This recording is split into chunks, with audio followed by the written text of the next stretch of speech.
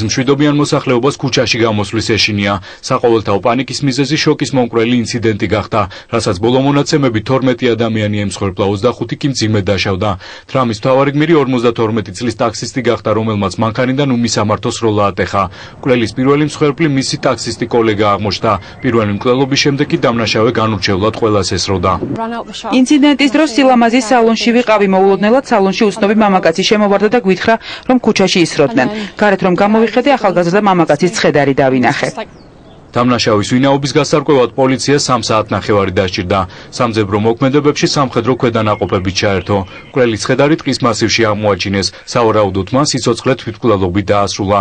52 წლის დერიკ ბიორდს მეზობლები და ნაცნობები მშვიდ და გაწონასწორებულ ადამიანად ახასიათებენ.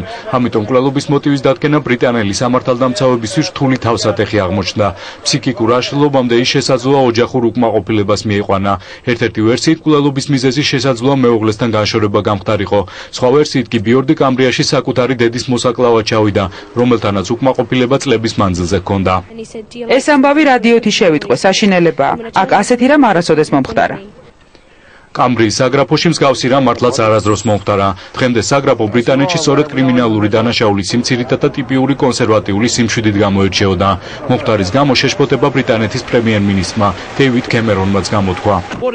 მინამწუხარება გამოთქვა კამბრიაში მომხდარი ტრაგიკული ინციდენტის გამო და დაღუპულთა ოჯახებს თანაგრძნობა გამოუცხადო. ბრიტანეთის მთავრობა მათ დასახმარებლად ყველაფერს გააკეთებს. ამ დროისათვის პოლიცია ამ აზრზენი მკვლელობების მოტივს იძიებს. ჩვენება უკვე მისცა ბიორდის რამდენიმე კოლეგამ და ოჯახის წევრებმა. საგამოძიებო სამუშაოები არ დასრულებულა დანაშაულის ადგილებზეც. პოლიციას ამ დროისათვის მკვლელობის რამდენიმე ადგილი აქვს ლოკალიზებული.